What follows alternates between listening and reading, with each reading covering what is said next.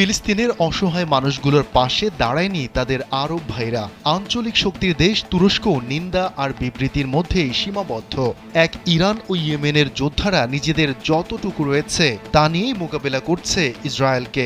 এর বাইরে গিয়ে এবার ফিলিস্তিনিদের জন্য প্রস্তুত বিশ্বের সবচেয়ে বড় মুসলিম দেশটি। এশিয়ায় অবস্থিত দেশটির নাম ইন্দোনেশিয়া। অবরুদ্ধ গাজা উপত্যকায় ১.৫ বছরের বেশি সময় ধরে চলা যুদ্ধে ক্ষতিগ্রস্ত ফিলিস্তিনিদের অস্থায়ী আশ্রয় দেওয়ার জন্য প্রস্তুত ইন্দোনেশিয়া। বুধবার বিশ্বের বৃহত্তম এই মুসলিম দেশের প্রেসিডেন্ট প্রাবাও সুবিয়ান্তো ফিলিস্তিনিদের আশ্রয় দেওয়ার বিষয়ে এই তথ্য জানিয়েছেন।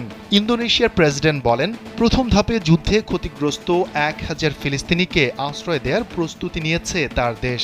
ক্ষতিগ্রস্ত এসব মানুষকে কিভাবে ইন্দোনেশিয়ায় সরিয়ে নেওয়া যায় সে বিষয়ে তিনি দেশটির পররাষ্ট্রমন্ত্রীকে ফিলিস্তিনি ও অন্যান্য পক্ষের সঙ্গে দ্রুত আলোচনা করার নির্দেশ দিয়েছেন।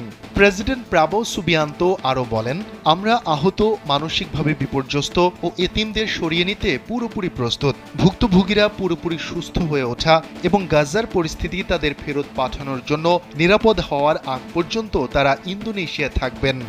মাহফিল অ্যাপস, দেশের সর্ববৃহৎ ইসলামিক ভিডিও স্ট্রিমিং অ্যাপস। হালালভাবে সকল ইসলামিক ভিডিও দেখতে এখনই ইনস্টল করুন।